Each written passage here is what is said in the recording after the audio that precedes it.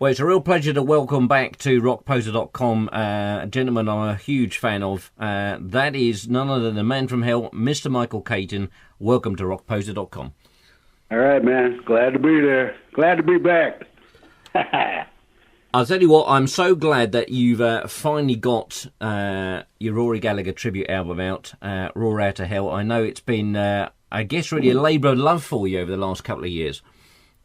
Yeah, man. I mean, Jesus. I think it was, God, it might have been something like August or July or August of 2011 when the idea came up. Did I send you the liner notes? No, you didn't, no. Oh, man. I thought I had, but anyway, man, you got the record, right? Yeah, absolutely. Okay. Yeah, man, I was on Facebook one day. I kind of just got on Facebook. I was a little bit late, even with the MySpace thing. I was a hair late. People were writing to me on my website, my old website, when I had kind of a, I don't know, a chat thing, or people could write in, messages to your website. And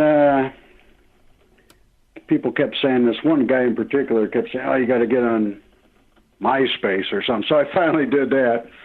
And, God, I had about 3,000 or 4,000 followers on that thing. And then then somebody started telling me, well, you got to get on Facebook, So I finally did that. But, so it would have been around the same time. So I was, looking through Facebook when I first got on it. And, one of my pals, this cat, man, his name's Phil Klink. He's from Ohio. And he used to come to a lot of my gigs way back in the 80s. And he'd review my gigs for some local newspapers out of Toledo and around the area. And he'd review my albums as they came out in newspapers and stuff. And so he'd been a friend of mine for years and years. And matter of fact, I'll send you the liner notes, and he wrote a little something in the liner notes as well. But I was just looking through Facebook, and he put a Rory Gallagher video up, like a YouTube thing, one day. And he happened to mention he couldn't understand why nobody had done a tribute album to Rory Gallagher yet.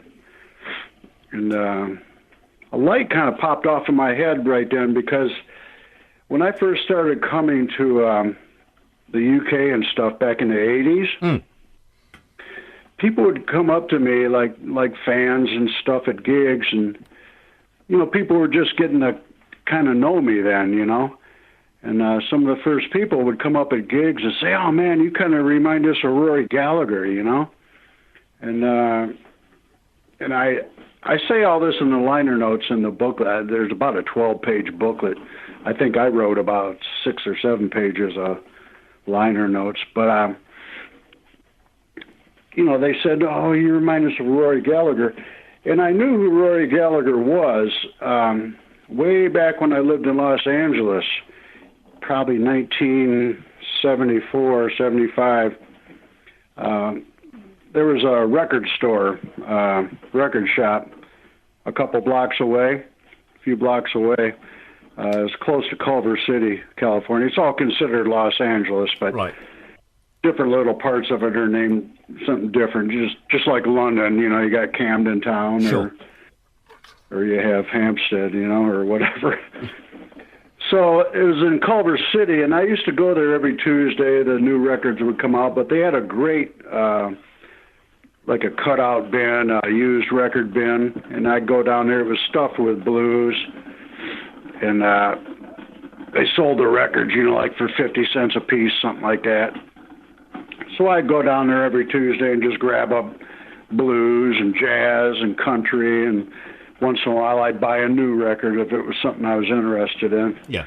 And record stores back then also had kind of they had cool, a magazine rack, with all the music magazines and periodicals and stuff on it. Mm. But anyway, so I'm digging through the bins this one day, and I think I spotted a Lowell Folsom record and an Albert Collins record, and actually Albert Collins lived not too far from there. He lived on Pico Boulevard in Los Angeles, and he played in a place called the Jungle Room in Culver City. And actually, Coco Montoya was his drummer. Oh, wow. Yeah, but I think my memory is serving me correctly. I could be wrong, but I'm pretty sure Coco Montoya was drumming for him around that time. Anyway, he was just playing in bar rooms and stuff around Los Angeles, And yeah, I mean, he was famous around the States and stuff by then, but, he had all his records out, Frosty and Snow Cone and all those records. But anyway, I remember it distinctly. I had an Albert Collins album in my hand from the cutout bin, 50 cents, and a Lowell Folsom. And then I went over to the new blues section, new releases, and I spotted this album with a old nasty Stratocaster on the front, picture. And like I say in the liner notes, there's this picture superimposed of a guy he kind of resembled me. I mean, I looked almost the same at that period. I had kind of the same kind of hair, and I had long George Jones, Elvis sideburns, And I said, that guy kind of looks like me a little bit, So I picked the album up, and I just liked the picture on the front of the old funky guitar, because I had old funky guitars. And I was looking at it, and I saw some of the song titles, and sounded cool and looked cool. And I went up to the counter, and I said, hey, man, you ever heard of this Rory Gallagher guy? And they go, no, and it just came in, we never heard of him. And so I just bought it and went home and, put it on the record player. And, it sounded cool. I go, hey, man, this guy's kind of doing what I do, kind of blues rock or whatever. And I dug it and listened to it and stuff.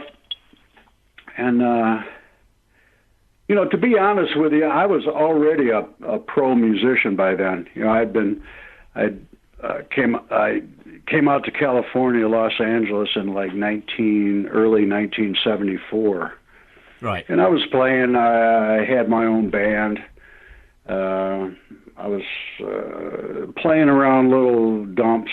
Some of them ended up being famous kind of places. Some of them not. Some of them just biker bars out in what they call the San Fernando Valley. Right. I'd be playing in there, and Hell's Angels and all different kind of groups would be in there, and kind of like one of them places you see in the movies. Right. Where the it's like a little biker bar kind of out at the edge of the desert or something, But so I was playing those kind of places. I had a little kind of a blues boogie band,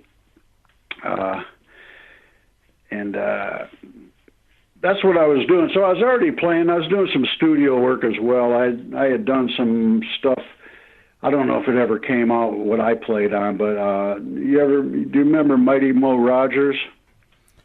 I believe I used to have. If you punch it into Google, you'll see it. I've got a feeling I had an old vinyl copy of something. Yeah, which I lost when I moved all years ago. Yeah. Actually, I contacted him through Facebook and stuff. Oh, cool. I think it was through Facebook. I'm not real sure. Maybe he's got a website or something. Anyway, he lived in Venice Beach, man, and he kind of hung out and played with some of the guys I knew and joints I was playing. And, we'd go to his, he had a little apartment kind of by the beach, and his little electric Wurlitzer piano in there and stuff, and he played guitar and stuff too. But he wrote songs, and he asked me one time to come down to Hollywood, and he was, recording some songs. And actually, that was the same day. I went it was Gold Star Studios, actually, the old place where like the Beach Boys and Phil Spector did all that all that stuff, with the Wrecking Crew and all that. The movie The Wrecking Crew? Yeah, and obviously you Phil Spector and his Wall of Sound and all the rest of it. Yeah, about the Los Angeles studio musicians, all the famous ones that played on everything, from the Beach Boys to Jan and Dean to, Cher and whoever you can name, Anyway, it was at that studio. So I come into the studio, and the engineer that day was Olson, that famous engineer. And then I look, and I got out in the studio. They say, yeah, go put your amp over there. I was just overdubbing some slide guitar, man. And so it was just me out in this kind of dark studio. They turned a light or two on for me. And I was just there to overdub some slides. So I go out there and get my little amp set up and stuff, and get my headphones on and stuff. And they're talking to me, and I kind of look through the glass, and Steve Cropper is standing there. Oh, wow. And he's got kind of something to do with the session, Okay. So then, of course, I got nervous as hell, but I did my little parts, and then went into the control room there and was talking to Steve Cropper and stuff, and it was kind of fun. But he gave me a compliment and stuff, so that made my day. I bet. But anyway, I diverted there. Anyway, I'd already been a professional musician, so I bought this Rory Gallagher record. I guess it was Against the Grain. Right, okay. And it sounded cool to me and everything. And I kind of, I'm sure I listened to it for a while, and it was just like in my album collection or whatever. That's kind of about the last I thought of him, really, to tell you the truth. He'd pop up here and there. And one of the Albert King albums, I had a live one from Montreal or something. He was playing on it, Rory was. So I'd heard about him here and there, but through the years, to tell you the truth, and, people say I did this album. It's kind of weird. To be honest, which I think Rory would appreciate, I wasn't really what you'd call a rabid Rory Gallagher fan. Right. He's just somebody I respected and admired, like maybe I did Johnny Winter or something like that. You know what I mean? Sure. I was more into, I was listening to the same people that Rory Gallagher was listening to, Freddie King and Albert King and Otis Rush and Elmore James and, all those guys. I was listening to the exact same records at the exact same time, growing up. He was in Ireland and I was in Michigan, the U.S. And so the years and years went by, and then when I first started coming to England and stuff, they were writing about me, like in Kerrang magazine, and which is where I first sort of discovered you, so to speak, was that first Kerrang review. Yeah. What were they reviewing? Proud to Be Loud, maybe, or? No, you see, you're testing my memory again. This is a route we shouldn't go down. It was. Anyway, well, it was. I remember some of the articles. They were saying, "Oh, he's like an American Rory Gallagher," Yeah. So I started thinking, I don't know. I'd get out my Rory Gallagher album, Against the Grain, and put it on and listen to it. Yeah, I guess we're both kind of playing blues rock, But I wasn't like a screaming fan. He was like more of a peer, really, and on parallel tracks, parallel tracks of the boogie train, you know what I mean? He wasn't, you didn't hear a whole lot about him in the States. At least I didn't, Of course, I wasn't really paying attention to rock magazines and stuff. I'd more or less, sure. I just listened to my blues records and my George Jones and Hank Williams records, and my jazz records. I was real big into jazz at the time, too. Like, I even played in a band, playing John Coltrane and Thelonious Monk songs, and Charlie Parker, kind of a bebop Right, got you. band. Yeah. And so I was into that real heavy for a time, too. I mean, listening to nothing but, Wes Montgomery and Grant Green and Kenny Burrell and Barney Kessel and, this kind of stuff. And I was really into horn players like trumpet, like Lee Morgan, and of course, Coltrane and all those guys. But so I was just going along, for years and years and years. And then the next time Rory Gallagher's name popped up, like I said, is when I got to the UK and they started writing about me and stuff. And they started making these comparisons. Oh, you're the American Rory Gallagher. And then that first batch of gigs I did in England, like, I don't know when it was, sometime in the 80s, 88 maybe, I'm not sure. I think it was going back, I think it was about 88 when I saw you at the Marquee the first time. Okay, that could be, yeah. People would come up, hey, man, do you play any Rory Gallagher songs? And, well, no, I don't. I'm just kind of here to do my own thing. Well, you sound like him, you remind us of him. All that. So then I got home, pulled out that record again, And then, make a long story short, like I say in the liner notes, I mean, you can find my history on the internet here and there, but, as you know, I ended up making records continuing through the years, and I was playing a gig in Germany like in the middle 90s, maybe 94, right around the time Rip It Hard came out. And one of the promoters said, hey, man, tomorrow you guys got a day off. Come on over to my house and we'll have a barbecue and stuff and hang out. It's actually like a biker guy. I don't even want to name the club or anything, but real nice pad, man. He's got his wife and daughters there, and they're cooking for us and stuff. And he had a big screen TV, and he started playing videos and stuff. And I wasn't even aware of the Rock Palace, from Germany. Yeah. And he had a bunch of videos of that, and he stuck on the Rory Gallagher stuff. And then he had some live stuff for Rory Gallagher. I said, oh, yeah. He was going to take it off. He put something on there. He was like, oh, you want to see Johnny Winter or something? No, I want to watch this Rory Gallagher because I had never seen him before. And I'd only heard that record that I had. So the Rory Gallagher comes on the screen, just buzzing. He might have had a copy of the Irish tour or something like that as well.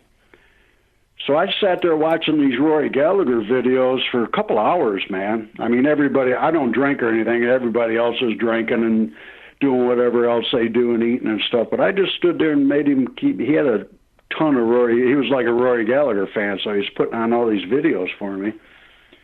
And I saw the energy there, man. And then I finally understood, why people dug him so much. You know what I mean?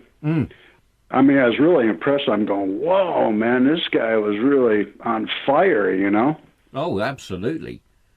So then that got my attention. And then about a year later, I was over on a tour. We were in Holland, man. And we were playing in a joint, what's it called, the Bulwark. I'm not sure how to pronounce it, up in Snake, in the northern part of Holland there, up in Friesland. And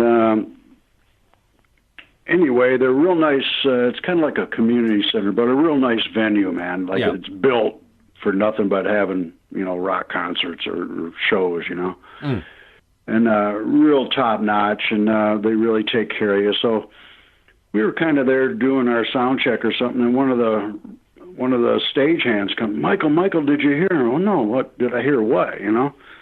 Rory Gallagher just died. I'm going, oh man, that's a drag. And they were telling me how he had just played there like a month before or something like that. It was like kind of a stop for him, I guess. And so that piqued my interest a little more in him, and started following that story and stuff. And they told me a bunch of stuff about when Rory played there, and what a nice guy he was, and all that, But then that's the next time that he kind of popped up. And then, I don't know, I kind of had him in the back of my mind. And to make a long story even longer, so the years went by, and like I said, around 2011, my pal Phil put something up on Facebook about this Rory Gallagher tribute thing, how he couldn't believe that nobody had done a full album of Rory Gallagher songs. So that started me thinking, hey, they used to compare me to Rory Gallagher. Maybe I could do that. And, maybe some people, it was almost in a selfish kind of way. I'm thinking, those people that liked Rory Gallagher, they might like me, and they might not be aware of me. And maybe I'll do a tribute, It's kind of, his songs are cool. I think it'd be easy enough for me to do it. He kind of sang like, and this is not derogatory at all, but I mean, Rory wasn't the greatest technical singer in the world. You know what I mean? Absolutely, yeah, I totally agree. I mean, you wouldn't find him singing with Deep Purple or something like that, So, and I'm not either, So I say, maybe I could pull off some of his songs, I could probably sing them, and I'm sure I can play this stuff, So I started thinking about it, and I started thinking about doing this tribute. And then the other thing that touched me off was my mother's father was born in Cove, Ireland, and which is in County Cork, and came over here when he was a kid. And my mom's, grandfather, of course, they all lived together in a house, like about 9 or 10 people. And both sets of grandparents and brothers and sisters and parents and my mom. And her old grandfather, I remember her always telling me when I was a kid, he had the Irish accent. And she would tell me stuff he said, and he had a big old long white beard and long hair, like down to his shoulders. And he was like a really old man, like 90-something, straight from Ireland as well. Mm. So I had all this going, and then on my dad's side, all his grandfathers and stuff were from Ireland, and the original Michael Katon that came to America was from Tipperary, Ireland. And so I got all that Irish blood on my dad's side as well.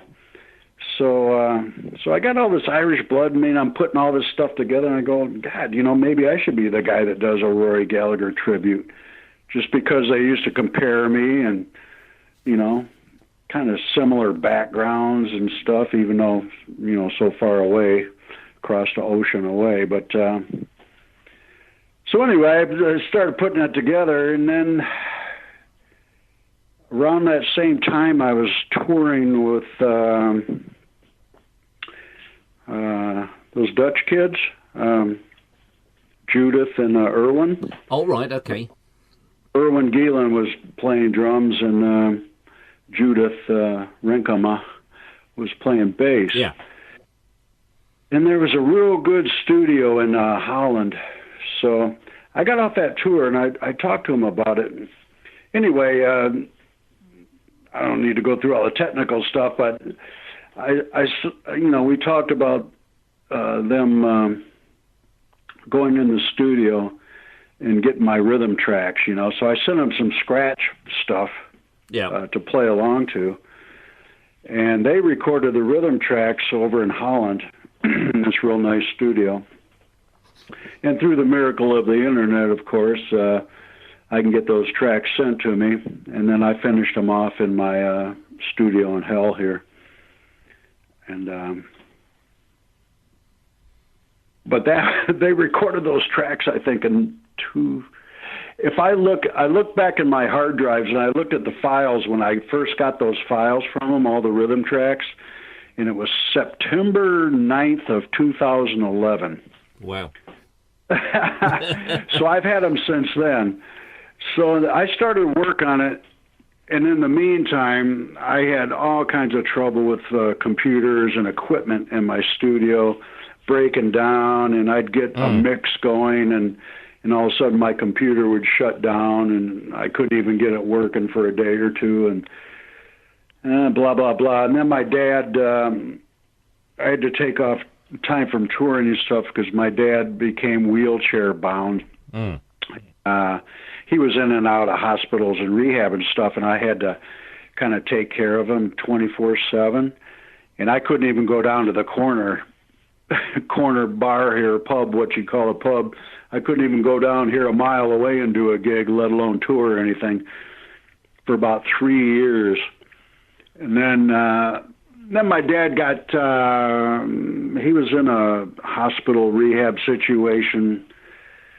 God, what was it, about 2009 maybe, something like that. I don't know. Anyway, you know, they taught him how to be a little more independent.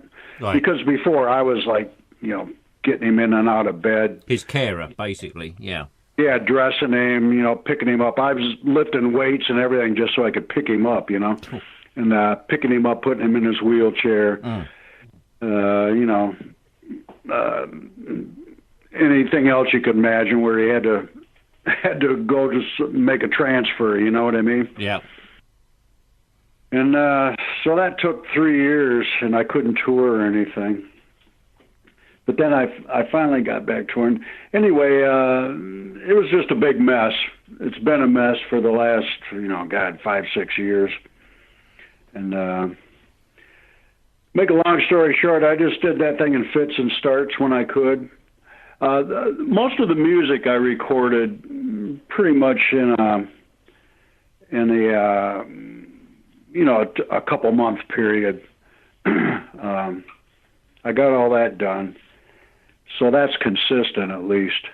But then the mixing of it and the piecing it together and all that, that's what took so much time with equipment breaking down and medical troubles with my dad and stuff like that, you know. Well, I do remember you mentioning it must be 2-3 years ago. You said you were working on it. And yeah, I remember you going through all the computer problems and what have you.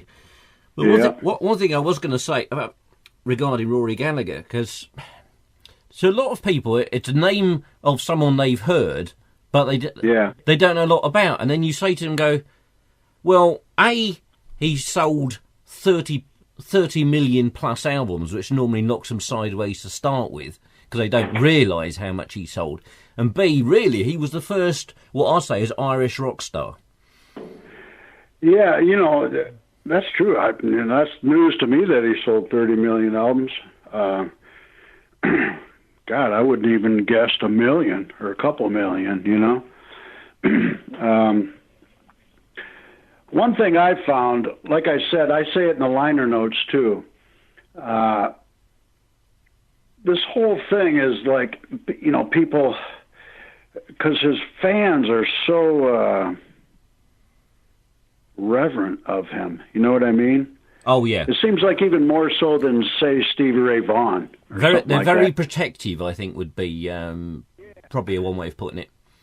Yeah. And that's why I really took my time doing this. And I don't know if people are going to like this thing or not, like I told you on an email a few days ago. Yeah. Because I'm not, I wasn't like I don't mean this in a bad way or anything, but I just, it was kind of more like we were going along in parallel lines, you know what I mean? It's just like Stevie Ray Vaughan or something. I wouldn't call myself a rabid fan. I was just a fan that he was playing great guitar and was cool to watch, and, I bought his albums and stuff. Yeah. But he was basically kind of just doing the same thing I was doing, Similar age group, grew up similar circumstances, just kind of working class, and you started playing in bands and discovered blues when you were 12 or 13 years old and kind of went down that path, Like when I first heard Stevie Ray Vaughan, I said, oh, man, this cat's like copying Albert King, like note for note, And you can go back through an Albert King record. There's one record called Live Wire, and you can pick out like half of the Texas Flood solo right off that record, you know. And I've done the same thing. You know, I just take things off records, and you know, you try to make them your own. But you're just paying respect to the guys that you listen to, that you grew up listening to, you know. Of course, and you're always people are always going to hear your influences in your music. It's just natural. I mean, if you listen to, there's a song on the Proud to Be Loud album. I think it's called, I don't even know if I've ever done this song live. It's called Love Stepped in My Way. But if you listen to that song, I mean, that's Albert King, you know, kind of note for note, you know, just kind of the solos I'm playing on that. Also, on the, what record is it? Rip It Hard album, there's a song, Cadillac Assembly Line. Oh, yeah. And originally, Albert King had a Cadillac Assembly Line, but he was talking about coming to Detroit to work on the assembly line for a better life. He was leaving Mississippi and coming to work on the Cadillac Assembly Line. And it's a song a guy out of Detroit named Sir Mac Rice wrote. He also wrote Mustang Sally. Right. Wilson Pickett song. But I actually ended up meeting him. I got a picture of me and him backstage someplace, and I happened to have some of the records with me, and I showed him that I did Cadillac Assembly Line. He thought he got a kick out of it. But, or it was basically the answer to Cadillac Assembly Line. But if you listen to that version that I did, it's all Albert King, man, you know. But in my other stuff, if you listen to like Road Tester or something, that's just Elmore James, you know, for the slide. Yeah. But mainly, like a guy like Stevie Ray Vaughan was more of Albert King, and I was kind of more of a Freddie King guy. If you listen to some of my live stuff, you can hear Freddie King in there all day long, you know. But Rory, he was totally... It's very hard to describe what he was doing, because he was kind of actually more original than Stevie Ray Vaughan or myself or a lot of other guys. I think possibly he was putting his slant on it, you know. Some of that stuff he was doing, you can almost hear the Celtic Irish kind of thing, you know. You can, and I think probably as well because of the fact that he was mixing with the London blues and blues rock scene back in, you know, the early 70s and late 60s, that certainly had an influence on the sound as well. Yeah. I really, man, I wish I could have met him, you know. I say it in the liner notes that I never had the pleasure of meeting him, but I feel like I gotten to know him a little better just listening to all this stuff. Because when I went to do the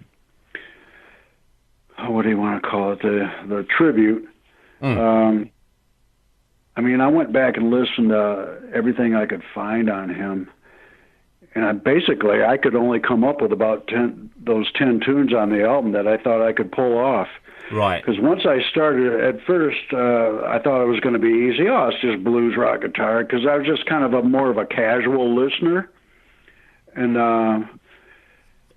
once I started listening to this stuff, and they got the rhythm tracks, and I go, okay, now I can put some guitars on there. I go, wait a minute, man. This is going to be like way harder than I imagined. And I just couldn't, man. His stuff is about impossible, you know, to copy. So I just had to kind of play Michael Katon style over his songs, you know. Right. Like I say in the liner notes, I was just trying to capture his spirit, and I was trying to do something that he would approve of, you know. Well, it's real strange, and I feel like kind of, God, not dishonest, but I just feel strange doing a tribute to somebody. I mean, I hope I did a good job, and I hope people will like it, and I really hope his fans, his really loyal, true fans, will like what I did. 'Cause I just don't know, man. You know, I mean, sometimes I've heard people cover my songs, you know, and you know, it's cool and it's quite an honor and what do you want to call it? What's the word I'm looking for? Anyway, you know, it's an honor and stuff, but you listen to the thing and you go, oh man, that's not the right words, you know, or, oh, I can see where he didn't get this lick correctly. He's not in the right tuning, you know what I mean, or something like that. And you go, oh man, I wish this guy would have talked to me first, and I could have told him I did that in a G tuning or a D tuning or something, and he's trying to play it in a straight tuning, But I suppose you've got to guess, something like that. You know, it's like Rory Gallagher. I don't really know if I got his stuff right. You know, I tried to go back on YouTube and look at some videos and stuff where I'd hear something on the recording. I always try to do stuff just by listening. But sometimes it's helpful to see somebody do something, you know. But if you look at it as a tribute album, yeah, pure and simple, yeah. It's like you're saying when you see people who've covered your stuff. Do you actually want someone to play it absolutely exactly, note for note, sound for sound, as the original? Or, oh no, exactly. You know, as I see the tribute, you are doing exactly that. You're paying tribute to a phenomenal guitarist, but you're putting your slant on it. Well, like I say, if somebody's playing something of mine, I think to myself, oh man, they could have got the essence a little better if they would have known that I was doing it in this tuning. Yeah, it's like I used to play.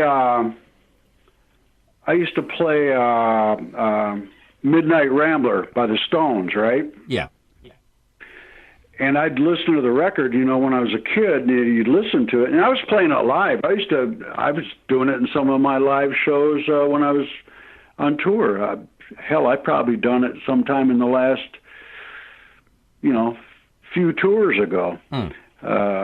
Maybe some of your listeners might have heard me do it before. I know I've done it in England quite a bit. I've seen it pop up in reviews about my shows. Oh, yeah, and then he did, you know, Not Fade Away by Buddy Holly, and then he did Midnight Rambler, you know. So I think I did it at the Marquee Club where you saw me. Quite probably. Anyway, I was playing that for years and years. I was tuning my guitar to G, and I thought I had the riff figured out. And it was all this kind of weird, intricate stuff that I figured out on my own. And it sounded pretty good to me. It sounded correct. But then I went and saw the Stones, actually, probably in I don't know, I think it was a Steel Wheels tour. It was the first time I ever saw them live.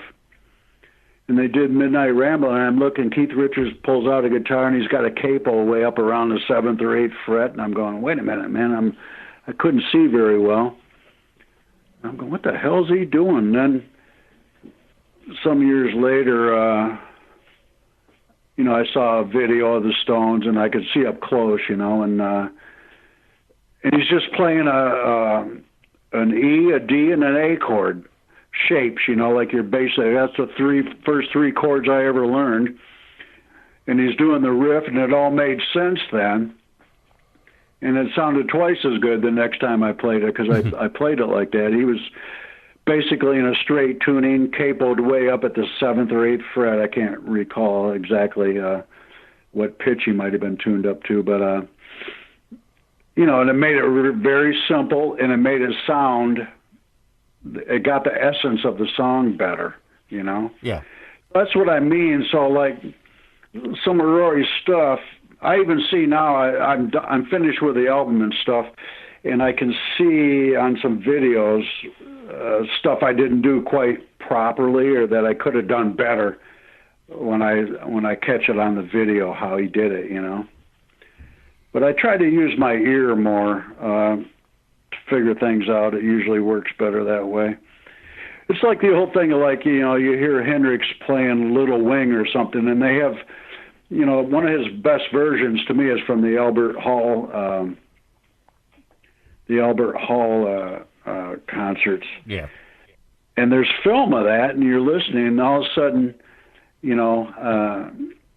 when he gets to the part that you've really been, for 40 years, you've been trying to figure out how the hell does he do it. The stupid cameraman, goes off on some idiot's face in the audience, like jumping up and down, and, you know what I mean? I mean, so many times on these films I've seen, like there's an old Robert Nighthawk film in Chicago. They're out on the street playing on Maxwell Street, and he's doing that old song, I'm Gonna Murder My Baby, And he wanted to see him play slide because, him and Earl Hooker, they had a unique way of playing slide, and you wanted to kind of see maybe what finger he's wearing his slide on, if he's using a pick or a thumb pick or a straight pick or his fingers or whatever. As soon as it comes to something you've been wanting to learn, they cut away. They cut to somebody dancing in the crowd or showing the face of a building or something. You know what I mean? And then as soon as he's done with his solo, they click back to him, I could just kill about 20 cameramen that I've seen do stuff if I could crawl inside the TV and find them, man.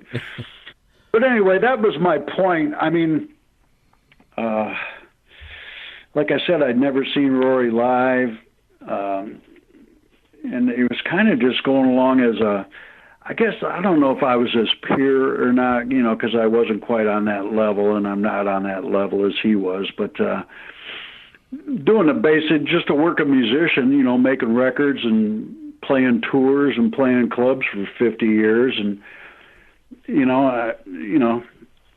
was just kind of one of the guys in the batch that didn't stand out to me until I actually saw those videos of him in Germany, like in 1994 or so. I never got a chance to see him. My wife saw him live, which which I wish I had a chance. And funny enough, her family's from Cork as well, so there's a connection there. But oh, cool. And I do remember when he died, because he died in King's College Hospital, which I was living about 20 minutes away from there at the time when he died. Yeah. And you think how young he was. This was the tragedy of it. Because, what was he, mid-40s, whoever he was, when he died? Yeah. I mean, it's just, tragically young. I think 47 or something like that. Yeah. You know what, to tell you the truth, I mean, these guys at that one place I told you in Holland, the day he died, they were telling me how he was when he played there. And I don't really even want to say anything about it, but all I can say is he was drinking a lot. Well, he was also taking, because he was famously scared of flying, and he was taking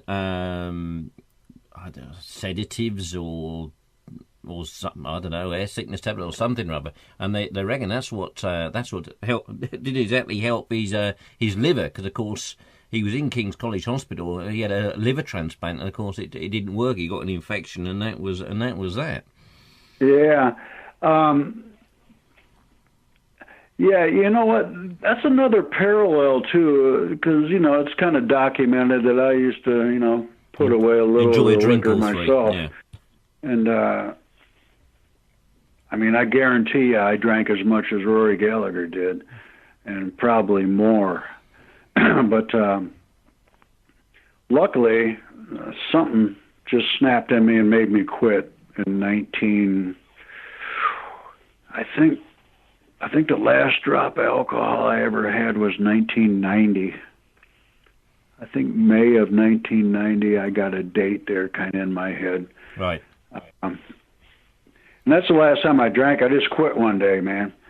I'd actually got so bad that I called up the local hospital, and I said, "Hey, man, I got to come dry out." I mean, I'd be like driving down the highway, and I'd just be driving along during the day, and a tiger would jump out of the bushes in front of the car. You know what I mean? I mean, I'd imagine a tiger, Yeah. I'd be slamming the brakes on going down the highway with a car behind me. Well, I guess a tiger's better than a pink elephant. Yeah. Yeah, I mean, I'm trying to avoid tigers jumping in front of the car, and I'd be sitting in the house by myself, and somebody'd say something to me, and I'd see a person out of the corner of my eye, and that wasn't there. And, and it just got like that. So I said, man, I better do something about this. And I called up the local hospital, and I said, hey, man, I got to dry out here. Well, you got insurance? Well, no. Well, how much money you got? I go, I don't have any money, man. Play some gigs here and there. And they go, you can't come in the hospital, but we could see you as an outpatient once a week for $100. And I said, thanks, but no thanks. I'll take that $100 and stick it in my other pocket and save it for my kids, And that was the day I just quit, man. And I always remember saying that Alice Cooper, because of course, let's face it, he had a gold medal in drinking back in the day. That he said he sort of came to coughing up blood in a hotel corridor while he was out on tour, and suddenly he said, I had that sort of blinding out thinking, what the hell am I doing? And that was the day. That was the day he quit. I had a similar thing with blood. So, yeah, I mean, just stupid after a while. I mean, and the bad thing too. I mean, all my friends or brothers or anybody, their wives and girlfriends hated to see me coming, man, because if their old man went out with me drinking, they might not be seen for a few days. Because, I mean, I've got, my wife's a pretty peaceful gal, man, but I've got frying pans full of hot grease thrown at me from her, and glasses thrown at me, like drinking glasses, and, so, it was kind of that point, and, I've been in jail. I've had drunk driving tickets, just all kinds of stuff caused by liquor. You know what I mean? Well, I guess it's indicative of the fact that, guys like yourself, where you started playing, you were playing in bars, getting paid it by, paid in beer and what have you. It's, it's a bit of an open gate situation. Well, it's fun too, man. Well, there is that as well. Drink, if it wasn't bad for you and didn't cause so many troubles, I'd be drinking right now, man. And you know what? I'd be smoking cigarettes and cigars and everything else, man. I miss all that stuff. I like smoking. I like drinking, man. But it's just kind of a choice. You start thinking like, hey, man, you only have so much time here. And, that's it. It's that reality check, isn't it? Suddenly you think, hang on, you start counting the years and think, hang on a second, yeah. Well, I need to get in as much boogie as I can, you know what I mean? And it kind of really, like right here, I'm talking to you. I'm living with my mom now. My dad died a couple of years ago, and my mom had been here on her own. And a lot of people don't know this too. I might as well say it right now is that, they write into my Facebook or whatever, and, hey, Michael, when you coming to tour again? When you going to be in England again? When you coming to Holland again? And I have to say, well, I don't really know. Because what happened was my mom was on her own here, and she was doing okay on her own. And then last summer in June, she had a fall, broke a couple ribs and tore a tendon in her hip, full tear and stuff. So she was in the hospital rehab place all summer long, from June until almost the end of August.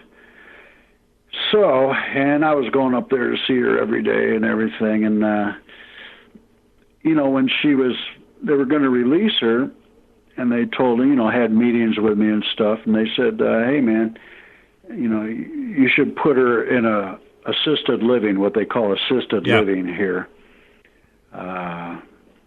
which is basically an old folks home, Mm.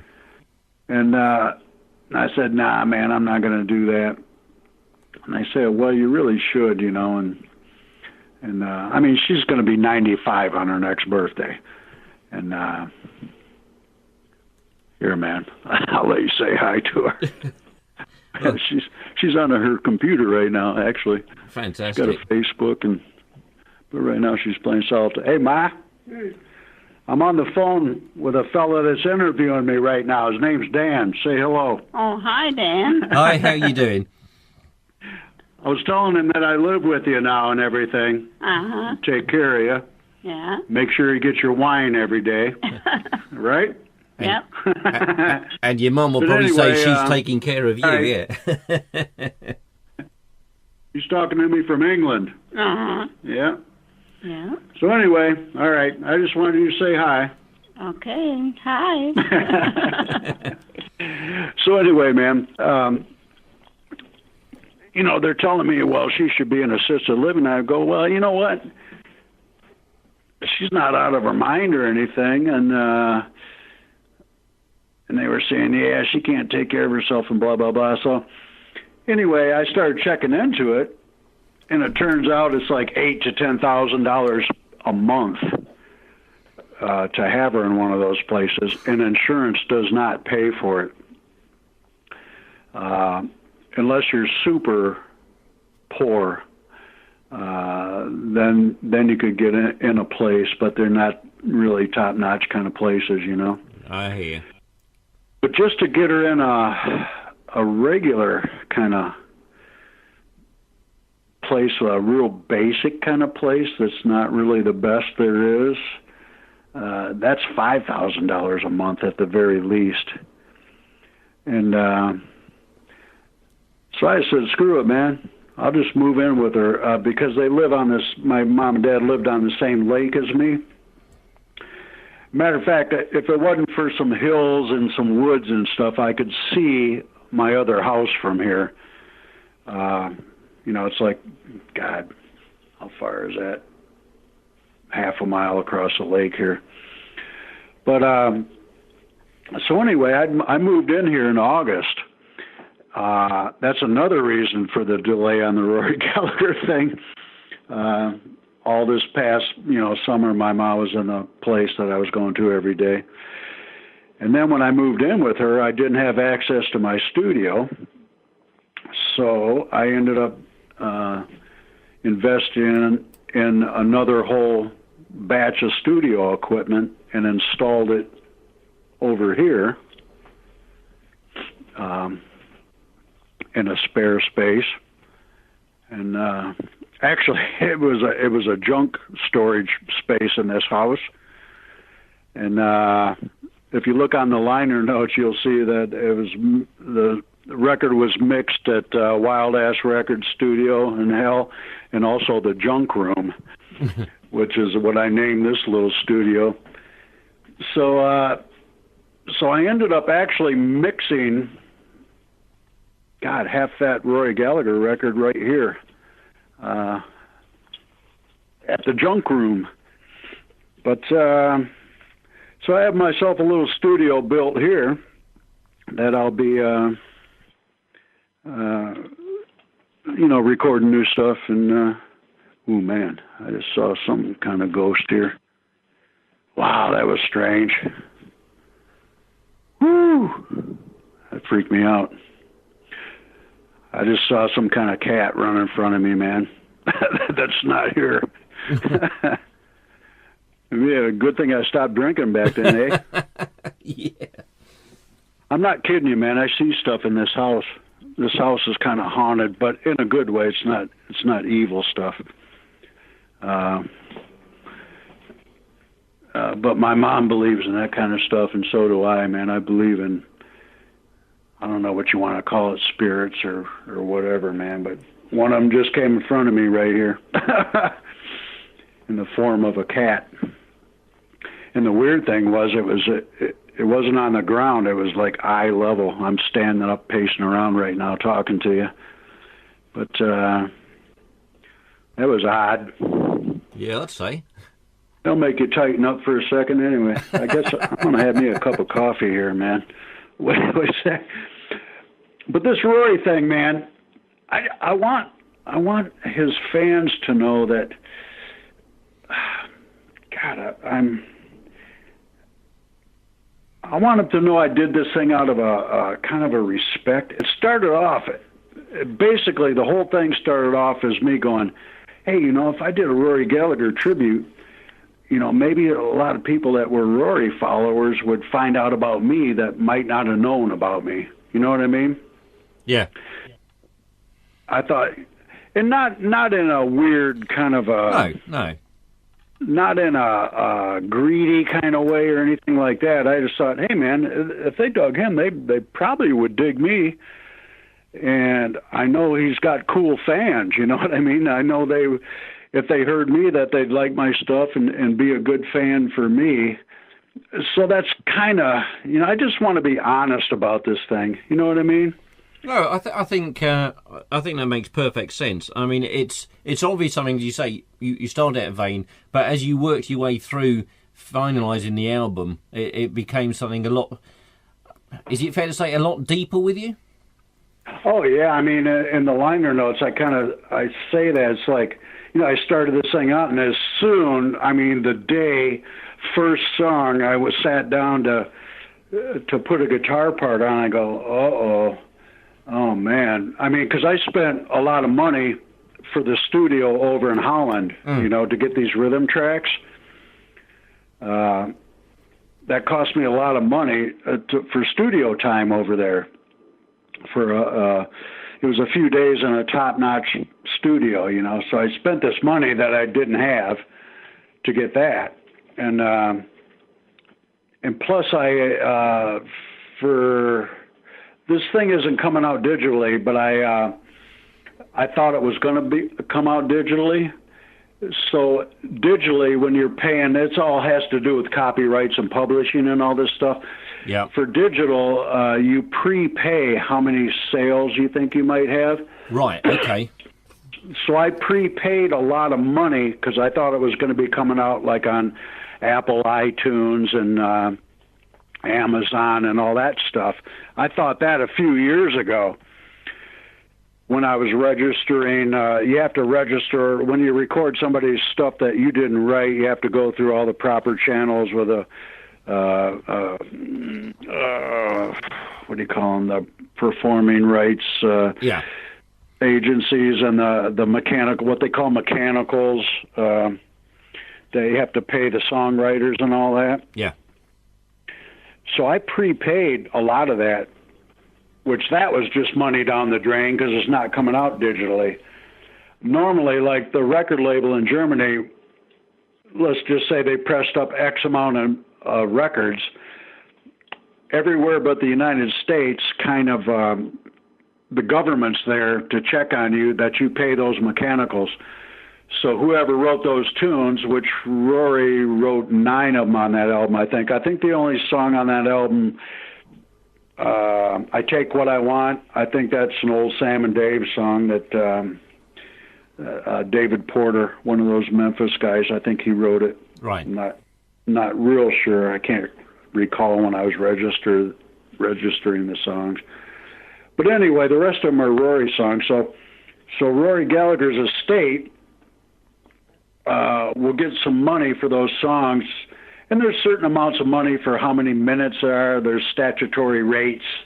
It's like 9-something cents nowadays for anything up to 5 minutes or something like that, and then so many, prorated for every minute after that and stuff like that. Gotcha. Anyway,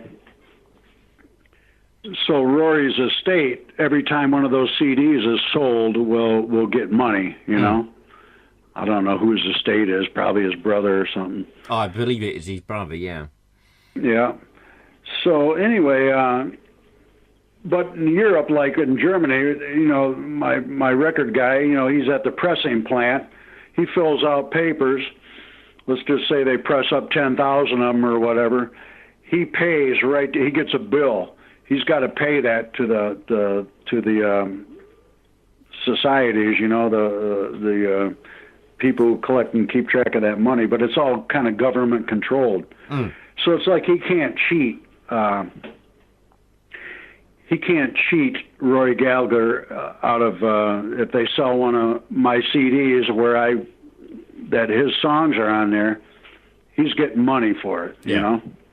He gets the money before the CD's even sold. Before that CD leaves the factory, that money is collected. Right, got you. So in the States, it's more like an honor system. And then, if you think somebody sold 1 million of your records and didn't pay the mechanicals and all, they got to track you down and with lawyers and everything to get their money. That's why all those old blues guys got screwed. Yeah. But I was going to ask you. Now you brought. I was going to ask you because obviously, regarding the fact it wasn't coming out digitally, because obviously, you are well known for someone who's really pushed, the streaming and downloading forums over the physical product. Yeah. Oh, you're asking me why is it not digital? Well, I'll just say, just something that was interesting that came up, the fact that obviously you'd posted online and just said, it is coming out in the physical product. I say it's, as someone who only, generally speaking, pushes just the digital and streaming side of stuff now, it's, you're always getting sort of screamed at on Facebook, when can we get a physical CD, or when can we have the vinyl of this, that and the other album? It's like, well, no, it's download. Yeah. The reason is just what I told you. To keep track of all that stuff in the States, I would have to keep track of all the streaming, all the iTunes sales, Amazon, all that. And I have to, I'm my own record label. I license this stuff out. I license this record to a German record label that's putting it out. And if I was putting it out in the States here, I'd have to keep track forever. It'd be a full-time job. Free stream, whatever. I would have to be writing out checks to Rory Gallagher's estate. You know what I mean? And I'm just not in a position. Mostly record companies usually have, like a dozen people working for them, and 5 of them are sitting in an office doing all this kind of stuff. Exactly. I just thought it was good. It was a good point to bring up for to sort of answer people's questions, because people don't always understand the mechanics of record releases, etc. And obviously the difference being it's not your own material, but obviously it's Rory's and all the rest of it. Yeah, all my stuff that I wrote, that I make that available for every single digital outlet there is. You take one of my, I don't know, what's one of my records I just recently released, like the Live at Moulin Blues or whatever. Yeah. Well, basically all my albums that I wrote all the songs on. That's a good way to show that is, like if you go on Spotify or something right now, or even iTunes, and you look for Get on the Boogie Train, you won't find an album called Get on the Boogie Train, but you will find an album called 10 Off the Train. Yeah. Because the original Boogie Train album has, there's a few songs on there that I didn't write. Walkin' Blues, the old Sun House, Robert Johnson song. I don't even know who wrote that, You Can Run But You Can't Ride. Yeah. Or you Can Run But You Can't Hide. I think that's an old Paul Butterfield song. I'm not real sure about it. Yeah, that's been covered by a few people. Something beeped just now. Was that you? No, it wasn't. It's right. You disappeared for a second. I don't know what that was. Don't worry. He must be that ghost. You hear it again? No, it's fine this end now. Oh, shit. Somebody's trying to call me. All right.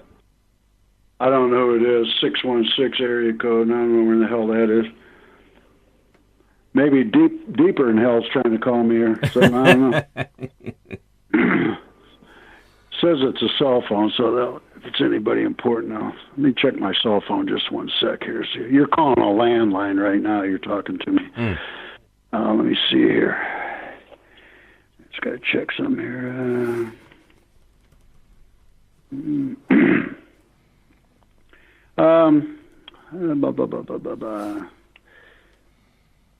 Yeah, it's probably just some telemarketer or something. I have fun with those people, man. Oh, so do I. So do I. Oh. My dad, they call here for, because this is my dad's phone. And they call here for my dad once in a while, like telemarketers. Have you ever heard the Tom Mabe murder scene skit? If you've not heard it, I'll have to send you a link. It's yeah, I've heard about some of those things. They'll do something like my dad. We got his ashes. He's just in a box here in the corner, and with a picture, his picture sitting there, and so they'll call, "Is Fred here?" And I'll go, "Is Fred there?" And yeah. Well, this is such and such calling. Blah blah blah. And can I talk to him? Well, I don't think so. Oh, can I call back at a more convenient time? Well, I don't think he's going to be able to talk to you then either. Oh, well, he's, unless you can talk to a box of ashes or something like that. Or else I'll make it real short and, is Fred there? No, Fred's dead. Oh, we're sorry. But my dad would have got a kick out of it anyway. But where were we? Oh, the Get on the Boogie Train album, that's now called 10 Off the Train because I had to take off those few songs because I didn't feel like doing the administration, Gotcha. And so I released them like that. Now overseas, if a record label wanted to reissue or something, Get on the Boogie Train, they could do it, and they could stick out CDs, but they couldn't have the digital rights, Yeah. The whole thing stems down to is when I got the digital rights to all this stuff, that's pretty much why I'm not on Provoke Records anymore, because I went and registered all my stuff digitally, and which they hadn't done, Right, gotcha.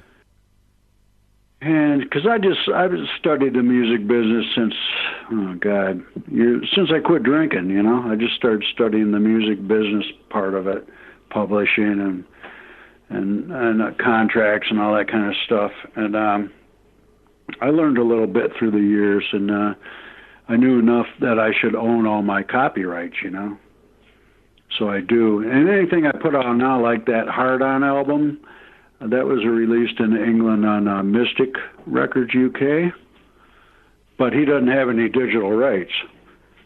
So he can only put out hard copies, a right. CD or vinyl or whatever he wants to do with it, but he doesn't have the rights digitally. Nobody does to any of my stuff. So, I offered him up. Actually, I offered Provoke my Hard On album, and he didn't want to put it out if he couldn't have the digital rights, so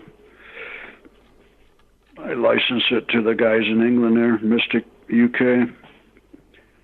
But now I got this German fella. This German fella is interesting. He's very cool. He's been a fan of mine. He saw my very first gig ever in Europe, on the mainland of Europe. It was in Amsterdam someplace, and a little joint called the Krug in a basement, man, real dingy, dirty little shithole, man. But this German guy that owns Sun Hair Music, he saw that first gig, man. He's been a fan of mine ever since and following me through the years. And I was in Germany someplace around 2008 or 9 maybe, and he came to that gig. It was fairly close to his town, and he came to that gig somewhere around Nuremberg or something. But he comes to this gig and he's talking, "Hey man, how you doing?" And we're talking and stuff, oh, thanks for coming to the show, you know. He goes, you know, you ought to let me put out a record on you. What? You got a record label? Yeah, man. So it turns out he's got this record label. He does all totally different stuff than mine, like psychedelic music and krautrock and stuff. And he's like kind of an authority on krautrock, and he's actually doing a book on it. And he also does a lot of this psychedelic music. Right. And he does festivals and all kinds of stuff, this whole other realm of music that I wasn't even aware of. But anyway, he's a fan of mine. He likes my blues stuff. And so he said, well, why don't we put out a record on you? And, you know, well, okay. So I let him put out the Bluetooth album, that blues covers album I did. Oh, yeah. And actually, I had that, I got to get that removed from iTunes and stuff. I don't know if they can at this point. Because when I put it on iTunes in America here, I was under the impression that they took care of all this administration and payments to the songwriters and all that, but I found out they don't. So I owe somebody some money. You know, somebody's going to be coming after me someday for their money. I did prepay some of that, but I got to go back and check and see how many I've sold of those on iTunes. But so anyway, he stuck out the Bluetooth album on CD. And then he goes, well, let's do another one. So I had the audio recording from the files from Moulin Blues Festival in 2000. I don't know when it was, whenever I played that last few years back. They gave me the audio files, actually. The festival people, you know, they professionally record it and everything. So anyway, I had those, so I licensed those to him. So he stuck out live at Moulin Blues. And then when I was doing some tours with my pal Rob Orlemans from Holland, we played the Ribs and Blues Festival, big festival in Holland, like 40,000 people or something like that. And we played that, and it was recorded. And I ended up getting the files from the company that recorded it, you know, for the television and stuff. It was basically a television feed that I got. Because I broadcasted on National Dutch TV, that big festival. So anyway,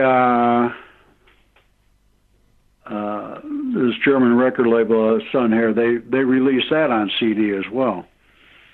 But I own the rights. I bought, Rob Orlemans had a few songs on there, so I bought some rights from him from his songs.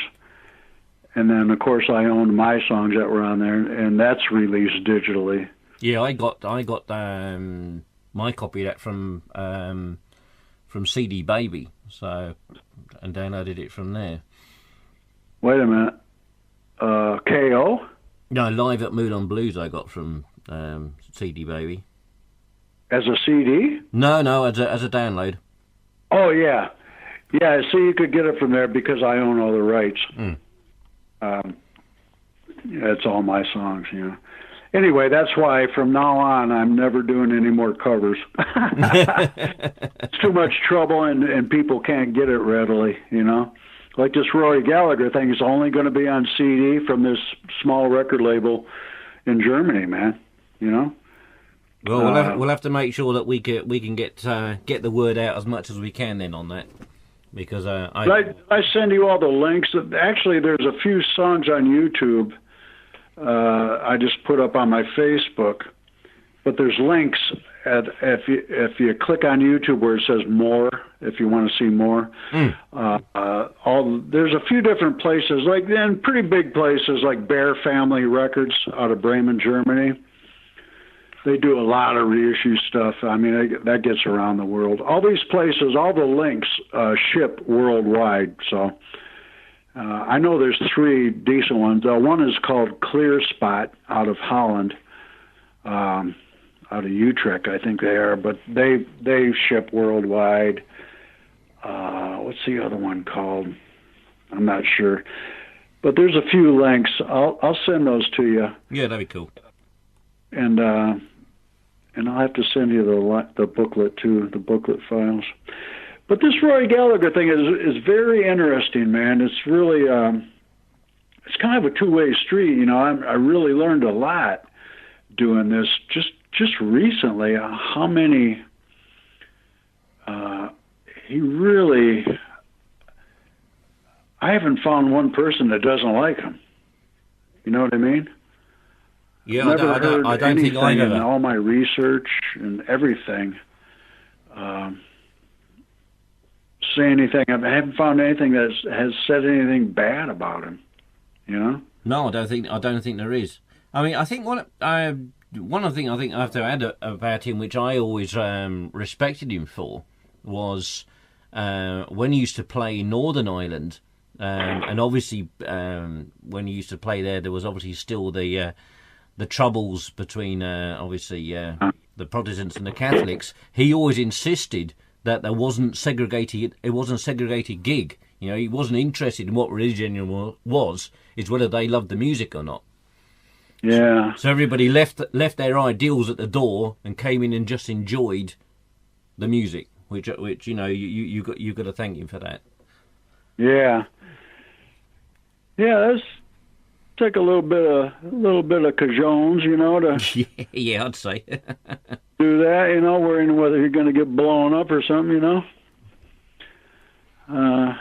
Kind of like playing Detroit or something, man. But I just really, you know, the people, all the Rory sites and stuff, and I've gone to all those recently, and it's amazing, man.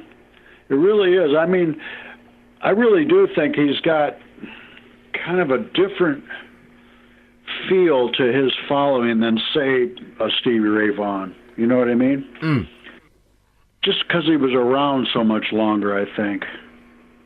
You know, just from the Taste days and all that, too. When I did that recording, I was going to do some Taste songs. Oh, right, okay. Yeah.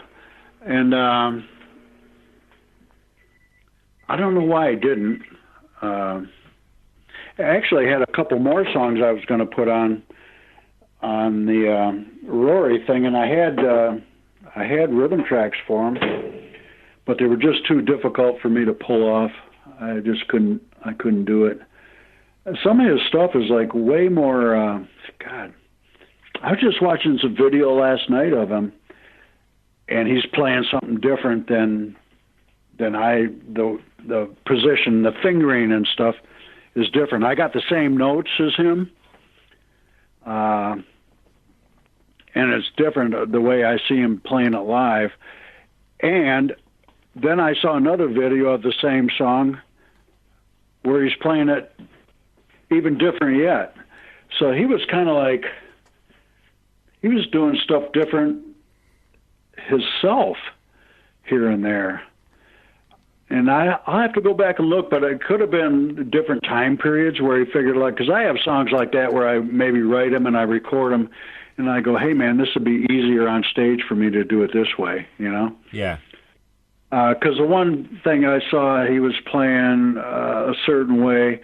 He had the keyboard player with him. And then when I saw him doing it differently, it was three-piece. Gotcha. So I think it might have been Used to Be. I think it was that song Used to Be. He had two different ways of playing that I've seen on film, you know. But how did you like the album? I'm just curious. You're a Rory fan, right? I am a Rory fan. I'm not a Rabbi fan. I'm not one of these people who can say, just shout out, oh yes, that track was on a particular album or what have you. I'm one of these people who dips in and just, when I hear stuff, and I guess he's one of these artists, for me, where when you start listening, you suddenly realise you know a lot more of his stuff than you actually realise. You start to recognise stuff and think, oh shit, I do know that. I said to you before, I mean, really, really enjoyed Ror Outta Hell. I just think that you've captured the spirit of Rory, but you put your own slant on. So for me, it's a win-win situation, if that makes sense. Oh, good. Well, I tried to capture the essence and the spirit, just like if you were trying to do a tribute to Van Gogh or something, you could kind of do it. You could get some shapes or something he might have used, and some colors you might have been able to get close to and stuff. That's kind of, I guess, the way I'm looking at it. It's all done out of respect, though. I mean, when I started doing that thing, like I told you, I thought, oh, this will be a breeze. I'll whip through this thing and have this album done in a couple weeks, I go, oh, man. I mean, it took me a long time. I even went back and used certain devices. Like he used to use a foot pedal. It's called not a foot pedal, really. It sat on top of the amp. If you look at the films of him from the early days, you'll see sitting on top of his Vox amp or his old Fender Tweed amp, you'll see a white box that is with some guitar plugs plugged into it. It's about 6 inches square or so, something like that. You'll see that if you go back and look at pics. That's called a Dallas Range Master. And it's kind of a device, early kind of foot pedal thing. Like when you're playing guitar, we all use, well, most of us do, use pedals to make like a fuzz sound or boost the treble or change the sound of the guitar. Like Jimi Hendrix used a fuzz face, which a device called a fuzz face, which I use. Or some people who might not know a lot about guitar players, like the Stones, Satisfaction, da da da da da. That's an early fuzz tone, a Gibson Maestro fuzz tone that Keith Richards was using for that sound. But anyway, guitar players nowadays, there's dozens and hundreds of different kind of pedals. But back then, Rory was using something called a Dallas Range Master, which kind of boosted the signal a little bit, so there's a little more power going into the amp to distort it. Right. And it was also a treble booster, which boosted the high end of that Stratocaster, and Rory used. And it had the Dallas Rangemaster has kind of a unique sound to it, and you can still find them nowadays on eBay if you want to spend, like $1,000 or a couple $1,000 bucks. Real expensive to find one that's working.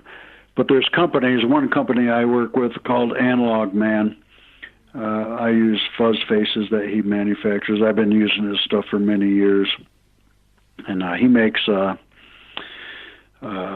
device called a Beano Boost, which is basically a clone of a Dallas Rangemaster. So I use that on every song. And some of the amps I have that Rory would have used, like some old Fender Tweed amps.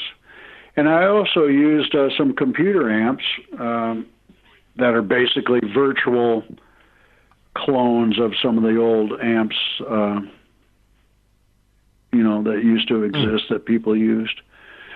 So it's modern mixed with old and all that. But I tried to capture his tone on a lot of stuff. And where I was kind of getting close, but maybe only 75%, I just reverted to my tone. So there's some guitar parts on there where I just couldn't get the essence of what he was doing. So I just,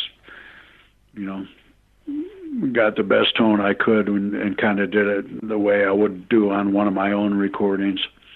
And of course, a lot of the riffs, I mean, I couldn't figure out how he was doing some of this stuff. Even when I found videos, on YouTube and stuff, I couldn't figure it out, man. So I said, screw it, I'll do it my way, and hope for the best. But I don't know, it's going to be fun watching this, because this really turned into something I wasn't expecting. I was just going to kind of kind of do it quickly, like 5 years ago, get it done in a few weeks, throw it out there, and, just to fill in making an album, to fill into the time, so I'd have something out there. Because that was right around the time where I wasn't touring and stuff, because I'm taking care of my dad. So I just wanted to keep putting stuff out there. And it's kind of weird. I think I put out, let me see, God, I think I put out 3 or 4 albums during the time I was making that Rory thing. I know I put out Hard On, Moulin Blues, that KO thing. 9 Loud Ones came out. Yeah, all those. Well, those were already recorded, but 9 Loud Ones. That's the same thing as the Boogie Train. That's Proud to Be Loud, but it's the 9 songs on that album that I wrote. Yeah. And there was a couple others. I think one was an old Kink song, "Gotta Move," maybe, or maybe it was a cover they were doing. I can't even remember. And I think some other song I did on there, "Cat Squirrel," maybe. The old Skip James song, but I did kind of a Cream version. Right. Yeah. But, so this Rory thing should be interesting. I just really hope people, his fans especially, I mean, I want everybody to like it, of course, but I'm really worried, not worried, but I'm really hoping that his loyal fans like it, because I don't want to do anything that would upset his fans. Like if I was a fan, I'm a fan of certain people, and like Otis Rush or something. If somebody came out and did an Otis Rush tribute, if it wasn't right, that would bother me. What I mean? I understand. Yeah. It's like when Stevie Ray Vaughan, when he did Albert King, he did it great, So you're going, oh yeah, man, this cat's got it, and you respected it and enjoyed it, But sometimes guys have done tributes of other people that I've heard, and I'm going, oh man, if you can't do it as good, you just leave it alone. Better, man, why are you doing it? Well, Michael, it's been a pleasure and a joy as always to chat to you. I say, same here, man. Let's see if we can get this album as much notice as it deserves, in my humble opinion. I say, because I've thoroughly enjoyed it. I've played it, God knows how many times since you sent it over already, and just thoroughly loved it. And I do think you've given it the reverence that Rory's music deserves. Well, great, man. That's what I was hoping for. That's what I was trying to do. And hey, just out of curiosity, what are your favorite tunes off of there? I said in the review, the one I was really pleased that you covered, if I'm going to pick a track off there, was Mississippi Shake, and I think that. I think I said on my review now, Christ, take it back of what I wrote only a few days ago. I just think your voice over that particular track, for me, I just that's a track I seem to have put back on repeat more than the rest of the album. Boy, it's a little bit different sound than the rest of the songs too, isn't it? It is, yeah. Maybe that's what it is. Maybe that's what it is. But knowing what I'm like, if I listen to the album next week, it could be another track that then grabs me for the next 4 or 5 days. I mean, that's how. But that for me is the joy of a good album. Yeah, man. That Mississippi Sheiks, I took a lot of time with that song. There's a ton of guitars on there. Yeah. No, there's at least 3, maybe 4. And actually, on that album, there was keyboards on that album. Got out about 4 or 5 songs. And I listened to it, and the guy did a great job. His name's on the I thank him on the liners, yeah. Credits, yeah. Anyway, yeah, there was keyboards on that Mississippi Sheiks, but it just it kind of got too cluttered up, And then I started thinking, I don't have keyboards in my band, and I never have. I mean, there's a few songs here and there where I put a Hammond organ on. Even on the Boogie Train, I think there's a Hammond organ on Junior Keep on Walking. And then actually on my Rage Call Rock and Roll song, Jesus Wears Adidas, I put some organ sounds on there myself. But anyway, so I actually left off all the keyboards. I think there was keyboards on Cradle Rock, on I can't think, Mississippi Sheiks, I know for sure.